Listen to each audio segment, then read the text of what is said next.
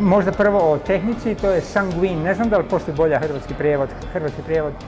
Sanguin je željezni oksid, kreda crvena koja se koristila u renesansi najviše i nekako mi se, to sam zapravo otkrio možda pred par godina, vrlo je lako topljiva u vodi, tako da mogu raditi mojim omiljenom tehnikom, što je bio samo kist, malo veće dimenzije kist, voda i ta kreda koja se onda rastopi u vodi pa mogu dobiti transparentne nekakve prijelaze, ne znam kako da nazovem, i malo gušće stvari. Par slika ima samo malo tuša sa metalnim perom i sa onim bambusovim perom, ali vrlo malo, uglavnom su to takve slike napravljene sve u jednom, sve su to jedne inspiracije, bez velikih predložaka i bez nekih specijalnih priprema, niti bez skica, olovke, znači direktno na papir.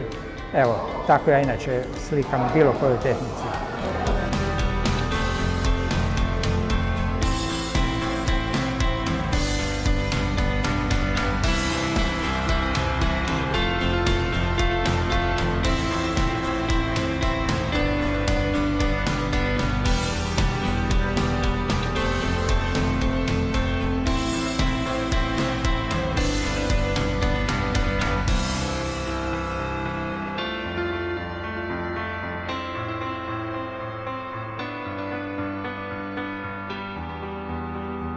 Završavamo radionicu u galeriji Klović i demonstracija je taj sanguin, ne znam da li je to prava hrvatska riječ, to je crvena kreda, željezni oksid koji je vrlo tako jedan lijepi materijal radit s kojim se radi i napravili smo par demonstracija, probat ću još napraviti brzinu, to mi je nekako predložak, Josip Račić i njegov čuveni portret ove žene sa šeširom, pa onda ću probati nešto napraviti